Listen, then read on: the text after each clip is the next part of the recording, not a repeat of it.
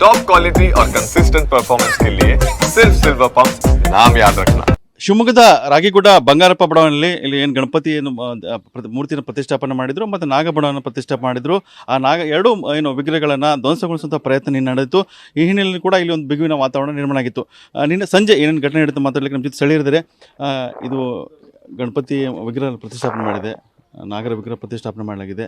ಏನೇನು ನಡೀತು ನಿನ್ನೆ ಸಂಜೆ ಸರ್ ಒಂದು 6:30ಗೆ ಬಂದು ಅದು ನಾವು ಕಟ್ಟಿದಂಥ ಬೇಲಿನ ಕಾಂಪೌಂಡನ್ನು ಹಾರಿ ಒಬ್ಬ ಬಂದು ಗಣಪತಿ ಮೂರ್ತಿಗೆ ಶೂ ಕಾಲಿಂದ ಬೂಟ್ ಕಾಲಿಂದ ಜಾಟ್ ಒದಿತಾನೆ. ಆದರೆ ಅದು ಗಣಪತಿ ಮೂರ್ತಿ ಬೀಳಲ್ಲ. ಆಮೇಲೆ ಅದನ್ನು ನಾವೇನು ವಾಸುಕಿ ದೇವ ನಾಗರ ಮೂರ್ತಿಯನ್ನು ನಾವು ಪ್ರತಿಷ್ಠಾಪನೆ ಮಾಡಿರ್ತೀವಿ, ಅದನ್ನು ಬಂದು ಬೂಟ್ ಕಾಲಲ್ಲಿ ಜಾಟ್ ಒದಿತಾನೆ. ಅದು ಬೀಳತ್ತೆ. ಅದು ಬಿದ್ದ ತಕ್ಷಣ ಹೋಗಿ ಚರಂಡಿ ಬಿಸಾಕಿ ನಿಮ್ಮ ಹಿಂದೂಗಳು ದೇವರನ್ನು ನಾವು ನೋಡ್ಬೇಕಾ, ಇದನ್ನು ನಾವು ಬೆಳಗ್ಗೆ ಎದ್ದು ನಿಮ್ಮ ಹಿಂದೂ ಧರ್ಮದ ದೇವತೆಗಳನ್ನು ನೋಡ್ಬೇಕಂತ ಹೇಳಿ ಅವಹೇಳನದಿಂದ ಮಹಿಳೆಯರಿಗೆಲ್ಲ ಅವಾಚ್ಯ ಶಬ್ದದಿಂದ ಬೈದು ಕೊಲೆ ಬೆದರಿಕೆಯನ್ನು ಹಾಕಿ ಮತ್ತೆ ದಿವಸ 4 ಗಂಟೆ ಆದರೆ ಸಾಕು. ಇದು ಅಂದರೆ ಆ ವ್ಯಕ್ತಿ ಜೊತೆ ಯಾರೇ ಇದ್ರು, ಏನು ನಡೀತು ಅಂತ ನಿನ್ನೆ ಸಂಜೆ ಸರ್ ಆ ವ್ಯಕ್ತಿ ಜೊತೆಗೆ ನಮ್ಮ ಬಂಗಾರಪ್ಪ ಬಡಾವಣೆ ನಿವಾಸಿಗಳಾದಂಥ ಹೆಣ್ಮಕ್ಳು ಅವ್ರ ಜೊತೆ ಯಾರೇ ಇದ್ರು, ಅವ್ರ ಜೊತೆಗೆ ರಾಮತುಲ್ಲಾ ಅನ್ನೋರು ಇದ್ರು.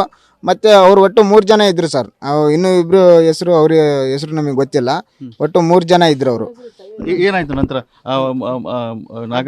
ನಾಗರ ಏನು ವಿಗ್ರಹ ಇತ್ತು, ಎತ್ತು ಬಿಸಾಕಿದ, ಅದ ನಂತರ ಏನಾಯ್ತು ಇಲ್ಲಿ? ಅದ್ರ ನಂತರ ಸರ್ ಎಲ್ಲ ಹೆಣ್ಮಕ್ಳು ಎಲ್ಲ ಓಡಿ ಬಂದ್ರು. ಅಲ್ಲಿ ಏನಾಗ್ತಿದೆ ಅಂತ ನೋಡೋಷ್ಟರಲ್ಲಿ ಅದು ಅವರು ಅಲ್ಲಿಂದ ಬೈದು ಅವಳಿಚಂದಿಂದ ಹೆಂಗ್ ಅದು ಮಾನಹೀನ ಬೈದು ಅವರಿಗೆ ನಿಮ್ಮ ಧರ್ಮವನ್ನು ದೇವರುಗಳನ್ನು ನಾವು ನೋಡ್ಬೇಕಂತ ಹೇಳಿ ನಾವು ಎಲ್ಲರೂ ಜನಗಳೆಲ್ಲ ಸೇರೋಷ್ಟರಲ್ಲಿ ಬೈಕಲ್ಲಿ ಪರಾರಿ ಆಗೋದ್ರಿ ಸರ್. ನಾವು ತಕ್ಷಣ ನಮಗೆ ಮಾಹಿತಿ ಗೊತ್ತಾದ ತಕ್ಷಣ MLA ಸಾಹೇಬ್ರಿಗೆ ನಾವು ಫೋನ್ ಮಾಡಿದ್ವಿ.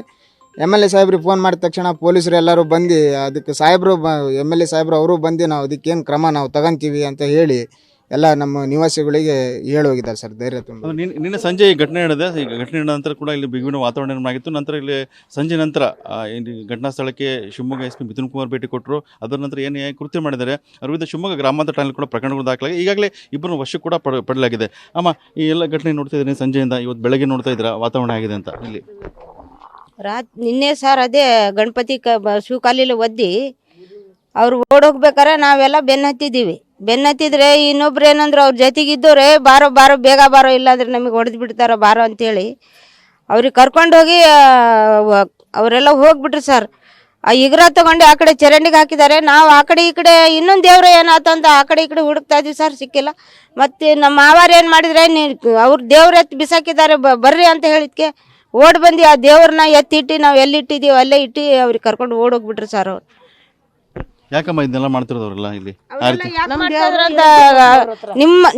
ನಿಮ್ ದೇವ್ರು ನಾವು ನೋಡ್ಬೇಕಾ? ನಮ್ಮನೆ ಇದ್ರಿಗೆ ನೀವು ಮಾಡಿದಿರಲ್ಲ, ಗೋರ್ಮೆಂಟ್ ಜಾಗ ಇದು, ನಿಮ್ಗೆ ಯಾರು ಹೇಳಿದ್ದು? ಇಲ್ಲ ಸರ್, ನಾವೆಲ್ಲ ಮಕ್ಕಳೆಲ್ಲ ಗೋರ್ಮೆಂಟಿಂದ ಎಲ್ಲ ಇದು ತಗೊಂಬಂದು ಮಾಡಿದಾರೆ ಅಂದ್ರೆ ನಿಮ್ ದೇವ್ರು ನಾವು ನೋಡ್ಬೇಕಾ? ನಾವ್ಯಾಕೆ ನೋಡ್ಬೇಕು ನಿಮ್ ದೇವ್ರಿಗೆ ಅಂತ ಹೇಳಿ ಹೆಂಗ್ ಮಾಡಿದಾರೆ ಸರ್ ಅವರು.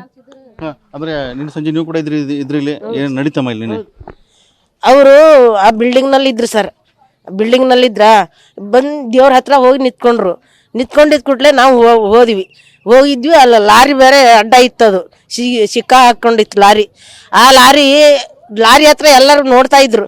ನಾನು ಗುಡಿ ಹತ್ರ ಯಾಕೆ ಹೋಗಿದ್ದಾರೆ ಇವರು ಅಂತ ನೋಡೋತ್ತಿಗೆ ಆ ದೇವ್ರು ಎತ್ತಿ ಚರಂಡಿಯಲ್ಲಿ ಹಾಕಿ ಆ ಗಣಪತಿ ಅಗ್ರಾಗೆ ಜಾಡ್ಸೊದ್ದಿದ್ದಾನೆ ಸರ್ ಬೂಟ್ ಕಾಲಿಲಿ. ನಿಮ್ಮ ಹಕ್ಕುಪತ್ರ ಕೊಡ್ರಿ, ಇಲ್ಲಿ ತಗೊಂಬರ್ರಿ, ತೋರ್ಸಮ್ಮ ನೀನು, ಇಲ್ರಿ ನಿನಗೆ ಕೊಡ್ತೀನಿ ನೋಡಮ್ಮ, ನಿನಗೆ ಹೊಡಿತೀನಿ ನೋಡಮ್ಮ ಅಂತ ಕೇಳ್ತಾನ ಸರ್ ಅವನು. ಅಷ್ಟೊತ್ತಿಗೆ ನಮ್ಮ ಮನೆಯವ್ರು ಬಂದು ಏನೋ ನಿಂದು ದಾಂಡ್ರಿಕೆ ಮಾಡ್ತಾ ಇದೀಯ ಅಂತ ಕೇಳಿದ್ಕೆ ನಮ್ಮ ಮನೆಯವ್ರ ಮೇಲೆ ಜೋರು ಮಾಡಕ್ಕೆ ಹೋದ. ಇನ್ನೊಬ್ಬನು ತಗೊಂಡು ಎಳ್ಕೊಂಡು ಹೋದ. ಅವನಿಗೆ ಎಳ್ಕೊಂಡೋಗಿ ಬೇಲಿ ಹಾರಿ ಬೈಕ್ ಹತ್ತಿ ಓಡೋಗ್ಬಿಟ್ರು ಸರ್ ಅವರು.